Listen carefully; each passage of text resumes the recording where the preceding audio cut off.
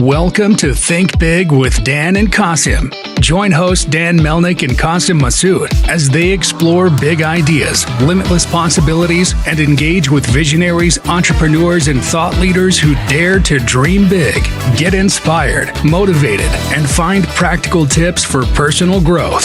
Think big, dream bigger, and ignite your potential. All right, welcome to Think Big with Dan and Qasim, and our guest today is Dan. So, Dan, if you want to go ahead and introduce yourself, tell us where you live and what you do for a living. Sure. My name is Dan Portik. I live in Cleveland area, Ohio, and basically I'm the owner of a video production company called BVS Film Productions, and also a division called Premier Podcast Productions. Awesome. So, can you tell us more about your company and how you got started and what gave you the idea to start this company? Yeah, so I've been in the ad business for probably 25 years, and I had an ad agency prior to this. And we grew. We started small. It was a phone and a desk back in those days, where you do 100 calls a day, and you try to get customers. And it was it took a couple of years to really get it off the ground. And at the time, I had some partners, and we grew that. And around 2009, we kind of reinvented ourselves due to the economy and everything, and we created a group called BVS Film Productions. Well, actually, it was a Budget Marcom Solutions, which evolved into a video production company. And we found a real nice niche back then, working not necessarily with ad agencies, but kind of going in between advertising agencies and video groups. Because a lot of times these ad agencies didn't have video production in-house. So we would go to the companies and say, hey, we're a video production company. We know marketing, and we'd like to, work with you on, developing your campaigns.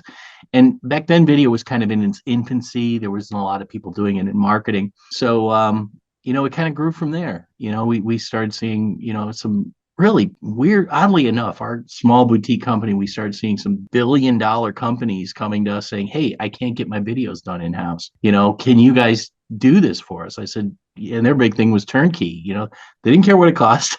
Once you become a vendor, just get it done. Our main focus is get it done on time. So that became a nice niche for us, and we kind of grew the business from there. When you say niche, focusing with larger companies, was it a certain industry or what types of videos did you produce in those early days?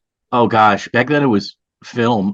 You had the camera, and it was actually it was at the crux of it. It was just turning digital back in those days. But the type of videos we produced back then were primarily corporate videos. They were 5 to 7 to 8 minutes long, and nobody knew any better, to make short videos. Everybody wanted to make a movie and be Martin Scorsese, at that point. So, we kind of, learned over time as social media started coming into play.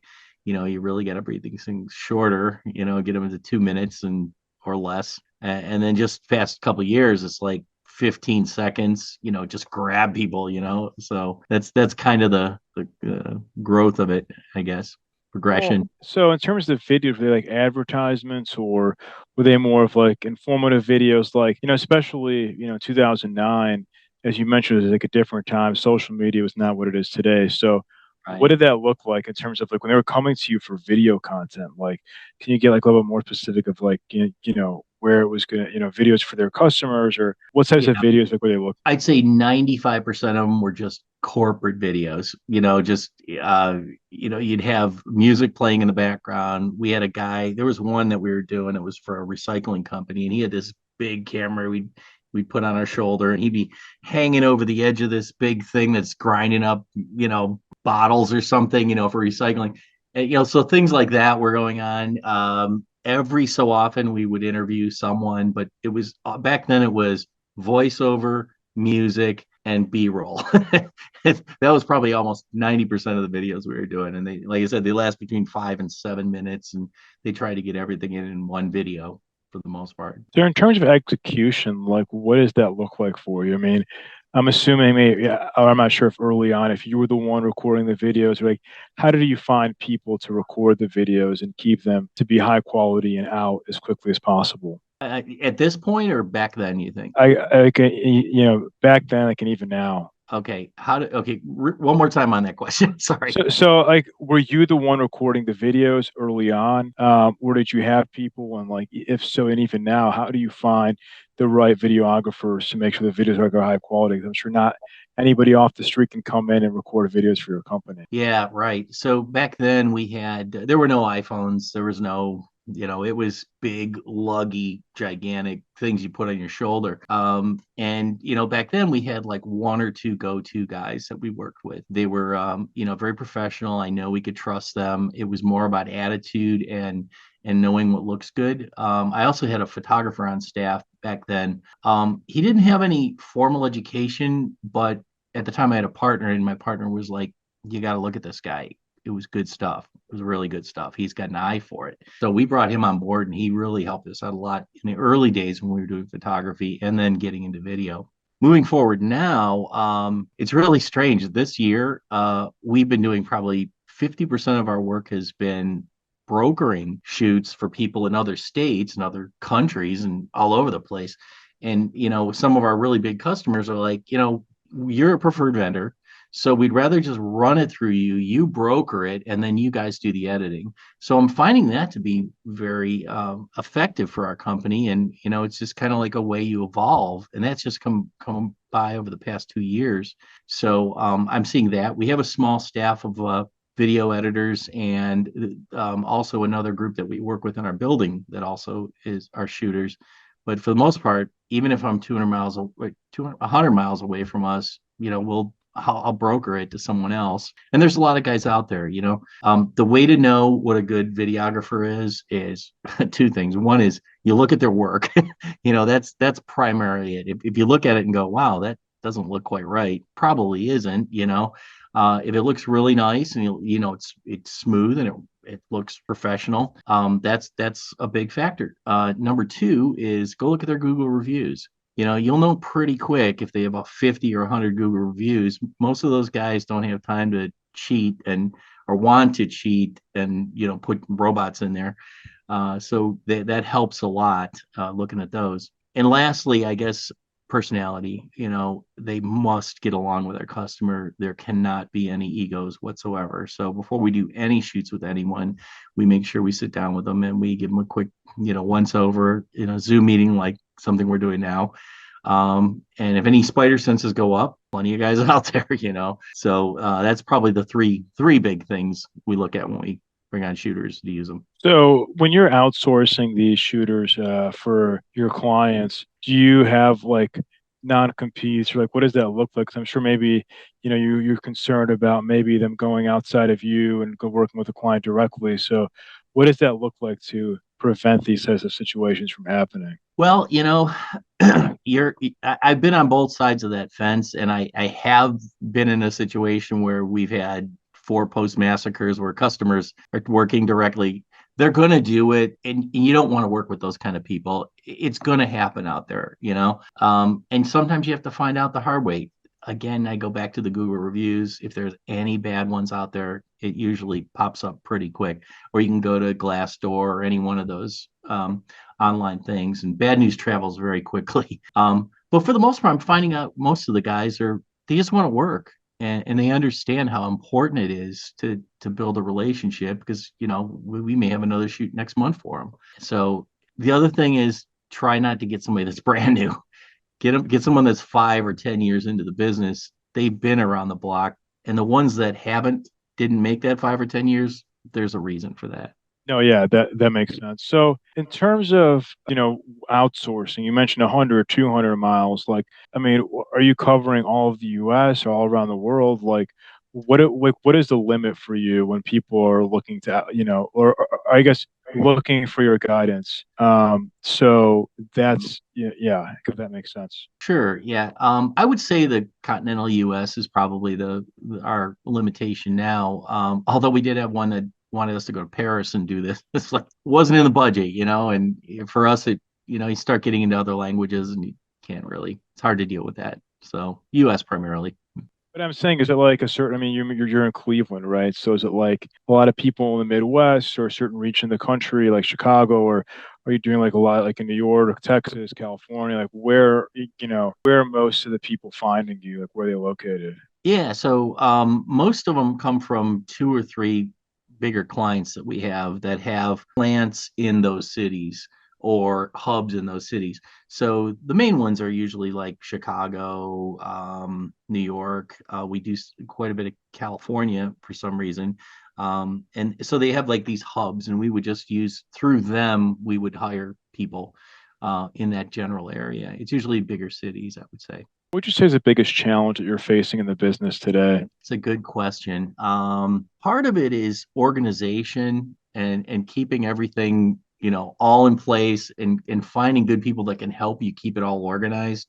We're starting to reach out overseas for help in that area, and it's a little bit of a challenge. You have to find the right people. There's timing issues, and the other thing is the dips you get. You get these up and downs, and we've this past year we changed that a little bit, and we started to work on more of a subscription basis for our podcasts especially, and that's one reason we did go into podcasting, is because it adds that steady income, and there's podcasts every month, that kind of thing.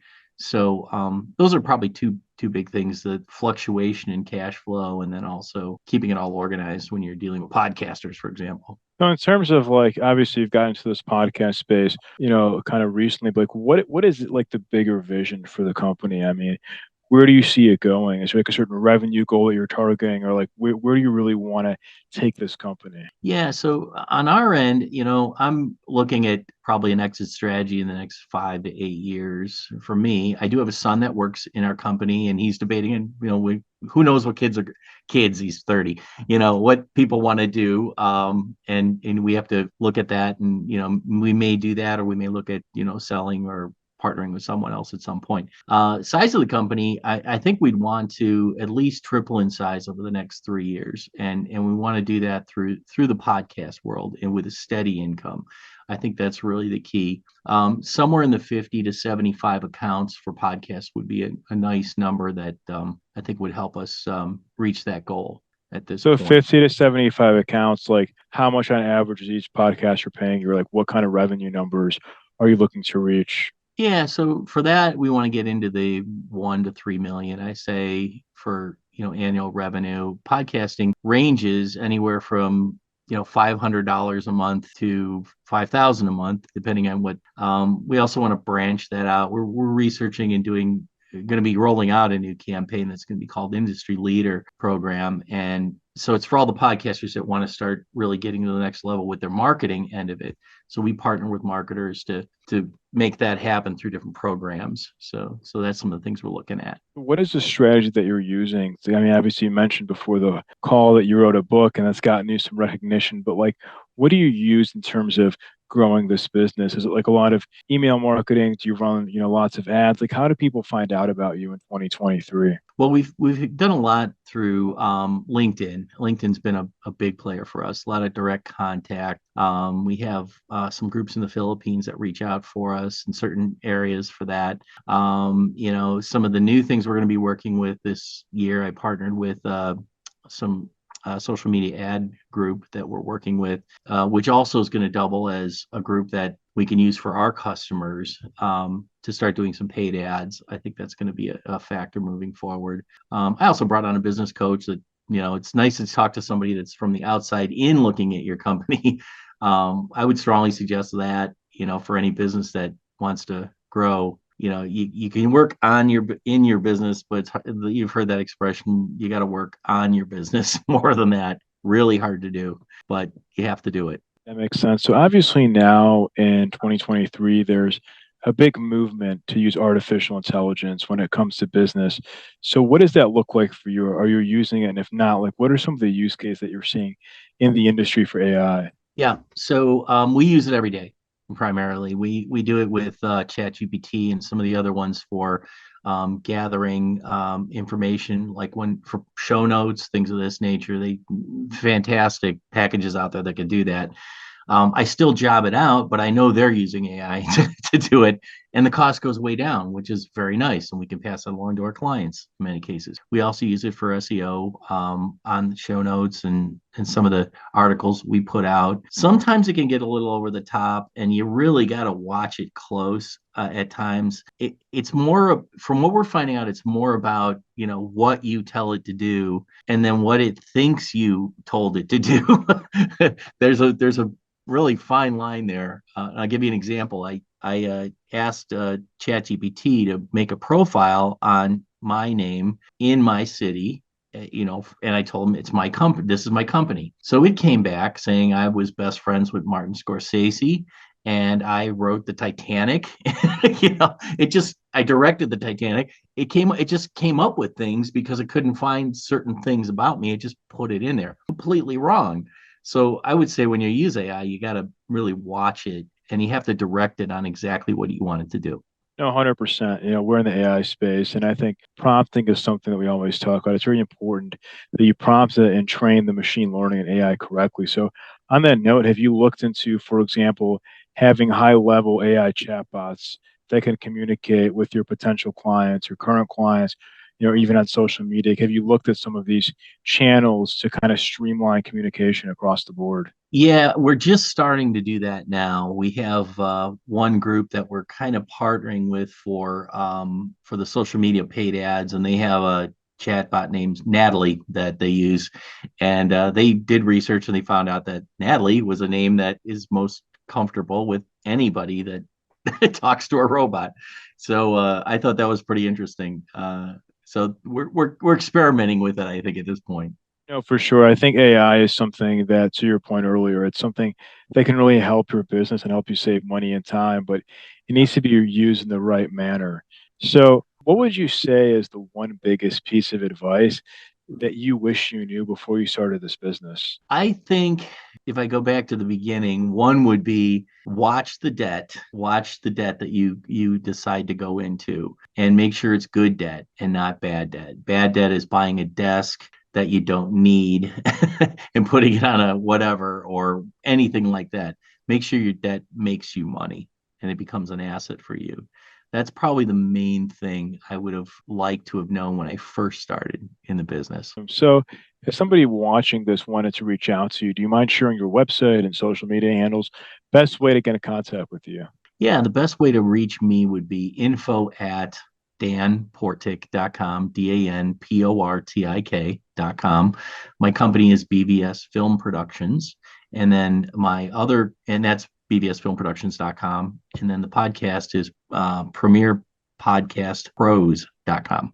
Awesome. Well, Dan, it was a pleasure. Thank you so much for your time, and we're rooting for you. Hopefully, you guys keep scaling, and you can have that big exit in a few years. I like that. Thank you very much for having me on the show. It's been a pleasure. All right. Bye. Bye.